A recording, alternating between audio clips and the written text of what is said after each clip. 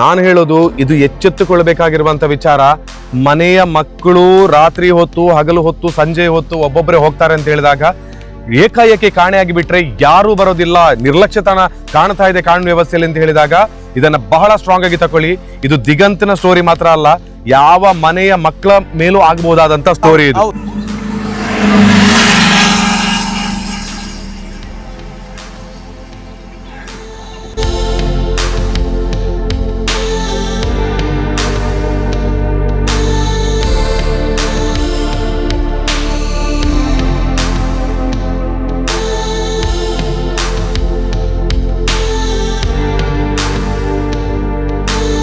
ಶ್ರೇಯಸ್ ಕುಮಾರ್ ಅವರ ಜೊತೆಗೆ ಇವತ್ತು ಒಂದು ಕಂಪ್ಲೀಟ್ ಆಗಿರುವಂತಹ ತನಿಖೆಯನ್ನ ನಾವು ಮಾಡೋಕೆ ಆಗದಿದ್ರು ಕೂಡ ಇದರ ನೈಜತೆಯನ್ನ ತಿಳಿಸುವಂತ ಪ್ರಯತ್ನವನ್ನ ಮಾಡ್ತೇನೆ.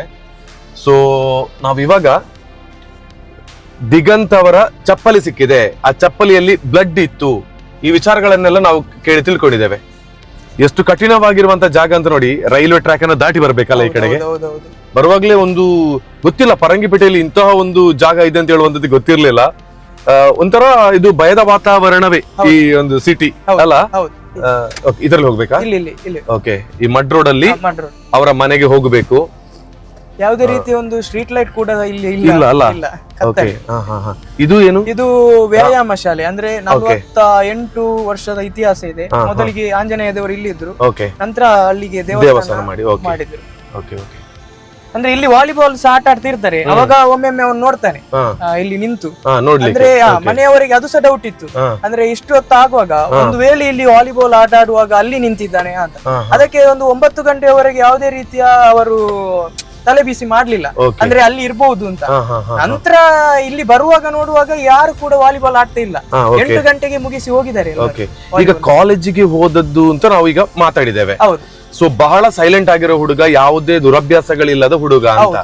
ಈ ಪ್ರೀತಿ ಪ್ರೇಮ ಆ ರೀತಿ ಏನಾದ್ರು ವಿಚಾರಗಳಲ್ಲಿ ಏನಾದ್ರು? ಯಾವುದೇ ರೀತಿ ಇಲ್ಲ ಅಂತ.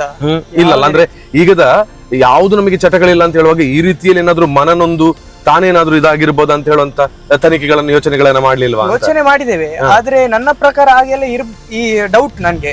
ಕಾಲೇಜಲ್ಲಿ ಕೇಳಿದ್ರಾ? ಕಾಲೇಜಲ್ಲಿ ಕೇಳಿದ್ದೇವೆ, ಅಂದ್ರೆ ಯಾರು ಹೆಣ್ಮಕ್ಳ ಹತ್ರ ಅಷ್ಟೆಲ್ಲ ಅವನು ಮಾತಾಡುದಿಲ್ಲ. ಇಲ್ಲ, ಓಕೆ ಓಕೆ, ಮಿಂಗಲ್ ಆಗುದು ಕಡಿಮೆ. ಓಕೆ. ಈಗ ನಾವು ಅಲ್ಲಿ ಒಳಗೆ ಹೋಗುವ, ಅಲ್ಲೊಂದು ಅಮ್ಮೆಮಾರ ಸಂಘ ಅಂತ ಉಂಟು. ಓಕೆ. ಅಲ್ಲಿ ಅವನ ಚಪ್ಪಲಿ ಮತ್ತು ಮೊಬೈಲ್ ಸಿಕ್ಕಿದಂತ. ಈಗ ದಿಗಂತ್ ಕಾಣೆಯಾದ ನಂತರ ದಿಗಂತಿನ ಒಂದು ಕುರುಹು ಸಿಕ್ಕಿದೆ, ಅದರಲ್ಲಿ ಮಾತ್ರ ಚಪ್ಪಲಿ ಮತ್ತೆ ಮೊಬೈಲ್. ಈ ಮೊಬೈಲ್ ಫೋನ್ ಬಿಟ್ಟು ಎಲ್ಲಿ ಹೋಗಿರ್ಬೋದು ಅಂತ ಹೇಳುವುದಲ್ಲ. ಹೌದು. ಈಗ ಅವನೊಂದು ಈಗ ಎಲ್ಲರೂ ಹೇಳ್ತಾ ಇದ್ರು, ಅಂದ್ರೆ ಒಂದು 2 ದಿನದ ನಂತರ, ಇಲ್ಲಿ ಒಳಗೆ 2 ದಿನದ ನಂತರ ಎಲ್ಲ ಹೇಳ್ತಿದ್ರು, ಅಂದ್ರೆ ಅವನು ಎಲ್ಲಿಯಾದ್ರೂ ಎಕ್ಸಾಮಿನ ಟೆನ್ಷನ್ ಗೆ ಯಾವ್ದೋ ಒಂದು ವಿಷಯದಲ್ಲಿ ಅವನು ಹೋಗಿದ್ದಾನೆ, ನೀವು ತಲೆ ಬಿಸಿ ಮಾಡ್ಬೇಡಿ, 2 ದಿನದಲ್ಲಿ ಬರ್ತಾನೆ ಅಂತ ಪೊಲೀಸ್ ಅವರ ನಿರ್ಲಕ್ಷ್ಯ ಇತ್ತು ಸ್ವಲ್ಪ. ಅದು ಸರ್, ಈಗ ಎಕ್ಸಾಮಿಗೆ ಬೇಕಾಗಿ ಹೋಗಿದ್ದಾನೆ ಟೆನ್ಷನ್ ಅಲ್ಲಿ ಅಂತ ಹೇಳಿದ್ರಿ. ಆಗ ಕಲಿಯುವುದರಲ್ಲಿ ಕೂಡ ಸ್ವಲ್ಪ ಹಿಂದೆ ಇದ್ರೆ? ಇಲ್ಲಪ್ಪ, ನನ್ಗೆ ಕಾಲೇಜಿಂದ ಬಂದ ಮಾಹಿತಿಯ ಪ್ರಕಾರ, ಇಲ್ಲಿ ನಿಲ್ಲಿಸು, ಇಲ್ಲಿ ಸೈಡ್ ಕಾಲೇಜಲ್ಲಿ ಬಂದ ಮಾಹಿತಿಯ ಪ್ರಕಾರ ಈ ಫೇಲ್ ಆದ ಸ್ಟೂಡೆಂಟ್ಸ್ ಗೆಲ್ಲ ಸ್ಪೆಷಲ್ ಕ್ಲಾಸ್ ಇರ್ತದೆ. ಹಾಗೆ ಇವನ್ ಸಹ ಆ ಟೈಮ್ ಅಲ್ಲಿ ಹೋಗ್ತಾ ಇದ್ದಂತೆ. ಓಕೆ. ಫೈಲ್ ಆದ ವಿದ್ಯಾರ್ಥಿಗಳಿಗೆ. ಹೌದು, ಆ ಟೈಮ್ ಅಲ್ಲಿ ಇವನ್ ಸಹ ಹೋಗ್ತಾ ಇದ್ದಂತೆ. ಆದ್ರೆ ಮಾಹಿತಿ ಬಂದ ಪ್ರಕಾರ ಅವನು ಫೈಲ್ ಆಗ್ತಿರ್ಲಿಲ್ಲ, ಒಂದು ಆವರೇಜ್ ಮಾರ್ಕ್ ತಗೊಳ್ತಿದ್ದ. ಆದ್ರೆ ಇವನು ಹೋಗ್ತಾ ಇದ್ದ ಅಲ್ಲಿಗೆ. ಟೀಚರ್ ನವ್ರು ಹೇಳ್ತಾ ಇದ್ರಂತೆ, ನೀ ಬರ್ಬೇಡ, ಕಾಲೇಜಿಗೆ ಬರ್ಬೇಡ, ಅಂದ್ರೆ ನೀನು ಕಲಿಯುವುದರಲ್ಲಿ ಹುಷಾರಿದ್ಯಲ್ಲ, ನೀನು ಮನೆಯಲ್ಲಿ ಕೂತ್ಕೊಂಡು ಕಲಿ. ಆದ್ರೆ ಇವನು ಮನೆಯಲ್ಲಿ ಎಲ್ಲ ಹೇಳ್ತಿದ್ದಂತೆ, ಅಂದ್ರೆ ನಾನು ಇಲ್ಲಿ ಕೂತ್ಕೊಂಡ್ರೆ ನನ್ಗೆ ಇಲ್ಲಿ ಓದ್ಲಿಕ್ಕೆ ಆಗುದಿಲ್ಲ, ಮೊಬೈಲ್ ಯೂಸ್ ಮಾಡಿ ಹೋಗ್ತದೆ, ಸೊ ಅದಕ್ಕಾಗಿ ನಾನು ಕಾಲೇಜಿಗೆ ಹೋಗ್ತೇನೆ. ಟೀಚರ್ ಅವರು ಹೇಳ್ತಾ ಇದ್ರಂತೆ, ನೀ ಮನೆಯಲ್ಲಿ ಕೂತ್ಕೊಂಡು ಕಲಿ ಅಂತ. ಇದೊಂದು ನಮ್ಗೆ ಮಾಹಿತಿ ಬಂದಿದೆ. ಹಾಗಿದ್ರೆ ಕಲಿಯುವ ವಿಚಾರದಲ್ಲಿ ಓಡಿ ಹೋಗಿರೋ ಹುಡುಗ ಅಲ್ಲ. ಹೌದು, ಅಲ್ಲ, ಅದಕ್ಕೋಸ್ಕರ ಅಲ್ಲ. ಇಲ್ಲಿ ಈ ಒಂದು ಜಾಗದಲ್ಲಿ ನಮಗೆ ಚಪ್ಪಲಿ ಮತ್ತು ಮೊಬೈಲ್ ಸಿಕ್ಕಿದ. ರೈಲ್ವೆ ಟ್ರ್ಯಾಕ್ ಹಳ್ಳಿಯಲ್ಲಿ. ಈಗ ಅವನು ಬರುವುದು ಆ ರೈಲ್ವೆ ಟ್ರ್ಯಾಕ್ ಅಲ್ಲೇ ಬರ್ಬೇಕಿತ್ತ? ಅಲ್ಲಲ್ಲ, ಅವನು ಅಲ್ಲಿ ಅವನ ಮನೆಯ ದಾರಿಯಲ್ಲಿ ರೈಲ್ವೆ ಟ್ರ್ಯಾಕ್ ಮೇಲಿಂದವೇ ಬರ್ಬೇಕು ಅವನು. ಡೈಲಿ ಬರುದು ರೈಲ್ವೆ ಟ್ರ್ಯಾಕ್ ಅಲ್ಲಿ? ಟ್ರ್ಯಾಕ್ ಅಲ್ಲಿ. ಮತ್ತೆ ಅಲ್ಲಿಂದ ಅವನು ಅಲ್ಲಿಗೆ, ಅಲ್ಲಿ ನಾವು ನೋಡಿದ್ವಲ್ಲ, ಅಲ್ಲಿ ಒಂದು ಚಿಕ್ಕ ಒಂದು ಇದುಂಟು, ಒಂದು ಹಾದಿ ಉಂಟು, ಅಲ್ಲಿಂದ ಇಳಿದು ಆ ಕಡೆ ದೇವಸ್ಥಾನಕ್ಕೆ ಹೋಗೋದು. ಓಕೆ, ನೋಡಿ, ದಿಗಂತ್ ಕಾಣೆಯಾಗಿ 12 ದಿನಗಳಾಗಿದೆ. ದಿಗಂತ್ ಕಾಣೆಯಾಗಿ 12 ದಿನಗಳಾಗಿದೆ. ದಿಗಂತ್ ಕಾಣೆಯಾದ ಸ್ವಲ್ಪ ಹೊತ್ತಿನಲ್ಲಿ ಹುಡುಕಾಟವನ್ನ ಮಾಡಿದಾಗ ದಿಗಂತ್ನ ರಕ್ತ ಸಹಿತ ರಕ್ತವಿದ್ದ ಚಪ್ಪಲು ಹಾಗೇನೆ ದಿಗಂತರ ಮೊಬೈಲ್ ಸಿಕ್ಕಿರುವಂತ ಜಾಗ ಇದುವೇ ಅಲ್ವಾ? ಈಗ ಅಂದ್ರೆ ಆ ದಿವಸ ಎಲ್ಲ ತುಂಬಾ ಇಲ್ಲಿ ಇದಿತ್ತು, ಇದೆಲ್ಲ ಬೆಂಕಿ ಅದಕ್ಕೋಸ್ಕರ ಹಾಕಿದ್ದು, ಅದು ಬೆಂಕಿಯಲ್ಲಿ ಹಾಕಿ ಈಗ ಇದು ಮಾಡಿದ್ದಾರೆ. Okay okay okay. ಇಲ್ಲಿ ಅಲ್ಲ ಕಂಪ್ಲೀಟ್ ಆಗಿ ಹುಡುಕಿ ಆಗಿದೆ. ಹೌದು, ಫುಲ್ ಅಂದ್ರೆ ಇವತ್ತು ಒಂದು 150 ಜನ ಪೊಲೀಸ್ ಅಮೆಮಾರ್ ಸಂಘದಿಂದ ಅರ್ಕುಲ ಸಂಘದವರೆಗೆ ಒಂದು ಕಾರ್ಯಾಚರಣೆ ಮಾಡಿದ್ರು. ಓಕೆ, ಈಗ ನಾವು ಕೆಲವೊಮ್ಮೆ ಕೇಳೋದು ನಮ್ಮ ತುಳುನಾಡಿನಲ್ಲಿ ಕೆಲವರಿಗೆ ಗೊತ್ತಿದೆ ಪ್ರಶ್ನೆ ಚಿಂತನೆಗಳನ್ನೆಲ್ಲ ಕೇಳ್ತಾರೆ, ಅದನ್ನೆಲ್ಲ ಪ್ರಶ್ನೆ ಚಿಂತನೆ ಮಾಡಿದ್ರಂತೆ, ಅಂದ್ರೆ ನಮ್ಗೆ ಕೇಳಿ ಬಂದದಷ್ಟೇ. ಆದ್ರೆ ಆ ಪ್ರಶ್ನೆ ಚಿಂತನೆಯಲ್ಲಿ ಸಹ ಒಂದು ಇದ್ದಾನೆ ಎಂಬ ಸುಳಿವು ಅಷ್ಟೇ. ಮತ್ತೆ ಯಾವ ರೀತಿ ಬರ್ತಾನೆ ಅದೆಲ್ಲ ಅವರಿಗೂ ಸಿಗ್ಲಿಲ್ಲ, ಸುಳಿವು ಇಲ್ಲ. ಓಕೆ, ಹಾಗಿದ್ರೆ ನಾನ್ ತಿಳ್ಕೊಳ್ಳೋದು ಈ ದಿಗಂತ್ ಯಾಕೆ ಕಿಡ್ನಾಪ್ ಆಗಿರಬಾರ್ದು ಅಂತ. ಮೊಬೈಲ್ ಜೊತೆಯಲ್ಲಿ ಇದ್ರೆ, ಆತರ ಮೊಬೈಲ್ ಜೊತೆಲಿ ಇದ್ರೆ ನಾವು ಏನು ನೆಟ್ವರ್ಕ್ ಗಳ ಮೂಲಕ ಎಲ್ಲಿದ್ದಾನೆ ಅಂತ ಹೇಳಿ ಸರ್ಚ್ ಮಾಡಬಹುದು. ಅದಕ್ಕೆ ಬೇಕಾಗಿ ಕಿಡ್ನಾಪ್ ಯಾರಾದ್ರೂ ಮಾಡಿದ್ರೆ ಮೊಬೈಲ್ ಫೋನ್ ಅನ್ನು ಬಿಸಾಡಿ ಹೋಗಿರುವ ಚಾನ್ಸಸ್ ಇದೆ. ಯಾಕಂದ್ರೆ ಮೊಬೈಲ್ ಇಲ್ಲೇ ಇದ್ದಾಗ ಇಲ್ಲಿ ಕೊಂಡೋಗಿದ್ದಾರೆ ಅಂತ ಹೇಳುವಂತದ್ದು ಗೊತ್ತಾಗ್ಲಿಕ್ಕೆ ಸಾಧ್ಯ ಇಲ್ಲ. ಮತ್ತೆ ರೈಲ್ವೆ ಟ್ರ್ಯಾಕ್ ಅಲ್ಲಿ ಬಂದಿರೋದು, ಸೊ ಆ ಸಂದರ್ಭದಲ್ಲಿ ರೈಲ್ವೆ ಟ್ರ್ಯಾಕ್ ಗಳಲ್ಲಿ ಯಾರು ಇರ್ತಾರೆ, ರಾತ್ರಿಯ ಸಮಯದಲ್ಲಿ ಏನಿರ್ತದೆ ಅಂತ ಹೇಳೋದು ಗೊತ್ತಿಲ್ಲ. ಸೊ ಈ ವಿಷಯದಿಂದ ಕಿಡ್ನಾಪ್ ಮಾಡಿಕೊಂಡು ಹೋಗಿರ್ಬೋದು ಅಂತ ಹೇಳುವಂತದ್ದು ಹೆಚ್ಚಿ ಇಲ್ವಾ ಒಂದು ಊಹಾಪೋಹಗಳು? ಈಗ ಅದೇ ಆ ರೀತಿಯ ಊಹಾಪೋಹಗಳಿದೆ, ಹಲವಾರು ವಿಷಯದಲ್ಲಿ ಊಹಾಪೋಹಗಳಾಗಿದೆ. ಕಿಡ್ನಾಪ್ ಆದ್ರೂ ಈಗ ನಮ್ಗೆ ನಮ್ಮ ದೇವಸ್ಥಾನದ ಸಿಸಿ ಕ್ಯಾಮೆರಾದಲ್ಲಿ ಒಂದು ಕ್ವಾಲಿಸಿ ಗಾರ್ಡ್ ಇದ್ದು ಓಡಾಡುವಂತಹ ಒಂದು ದೃಶ್ಯ ಇರ್ತದೆ. ಅಂದ್ರೆ ಇಷ್ಟು ದಿವಸದಲ್ಲಿ ಅಂದ್ರೆ ಇಷ್ಟು ವರ್ಷದಲ್ಲಿ ಆ ಕ್ವಾಲಿಸಿ ಕಾರ್ ನಾವು ಇಷ್ಟರವರೆಗೆ ಫರಂಗಿಪೇಟೆ ಏರಿಯಾದಲ್ಲಿ ನಾವು ನೋಡ್ಲಿಲ್ಲ. ಅಂತಹ ಕ್ವಾಲಿಸಿ ಕಾರ್ ಕೂಡ ಕಮ್ಮಿ ಅಂತೆ ಮ್ಯಾಂಗ್ಳೂರಲ್ಲಿ, 10-15 ಆಗಿರುವುದು, ಅಂದ್ರೆ ಓಲ್ಡ್ ಕ್ವಾಲಿಸಿ ಕಾರ್.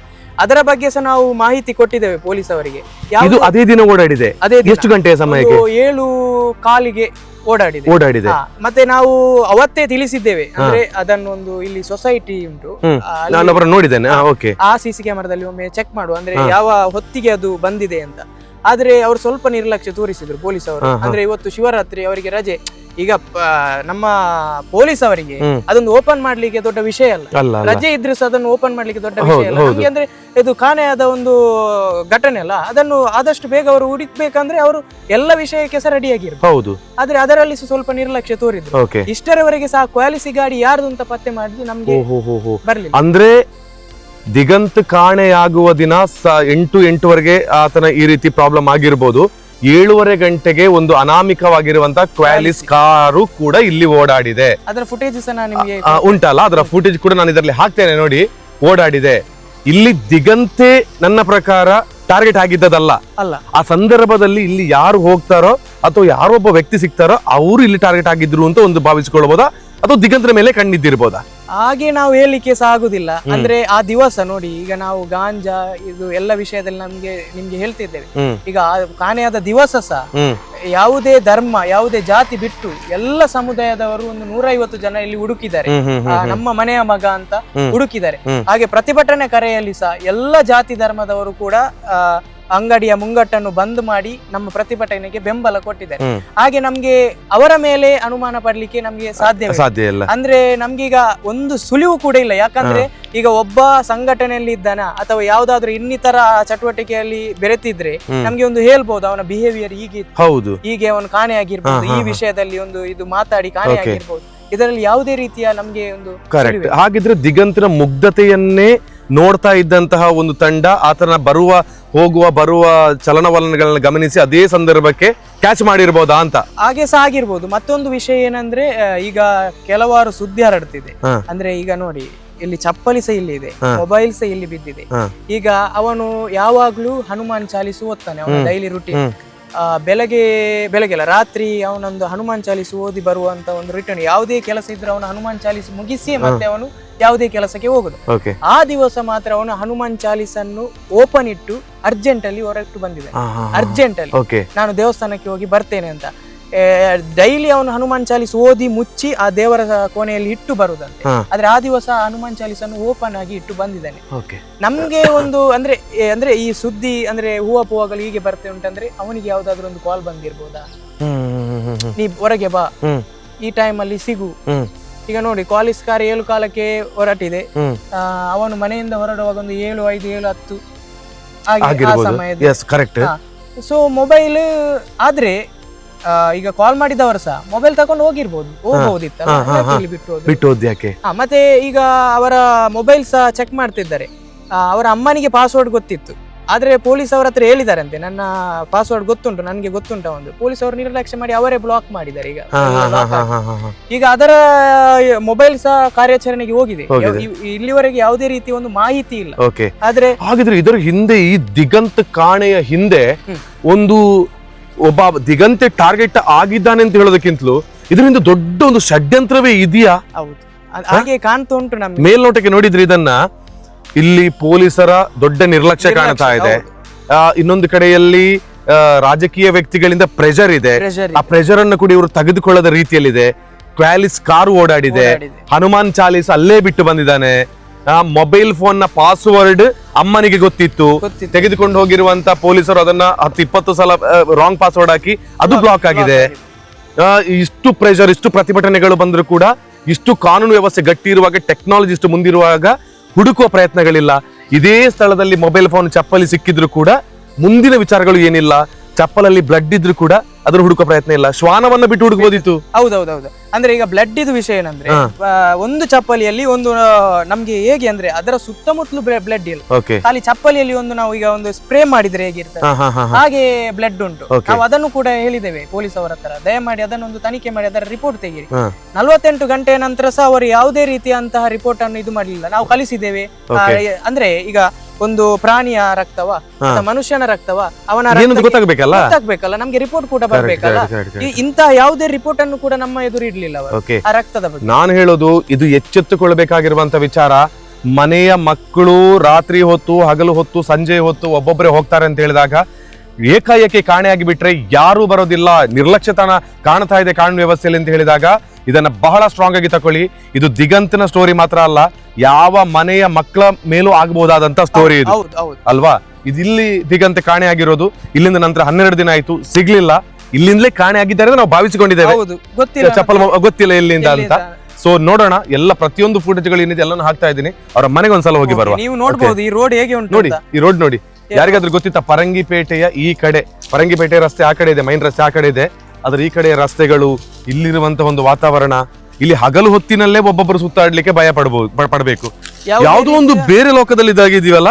ಯಾವುದೇ ರೀತಿಯ ಒಂದು ಲೈಟ್ ಕೂಡ ಇಲ್ಲ, ಲೈಟ್ ಇಲ್ಲ, ಮತ್ತೆ ಯಾವುದೇ ರೀತಿಯ ಒಂದು CCTV ಕೂಡ ಇಲ್ಲ. ಅಂದ್ರೆ ಏನಾದ್ರೂ ಆಸೆ ಬಿಡ್ಲಿಕ್ಕೆ. ಅದೇ ಕರೆಕ್ಟ್.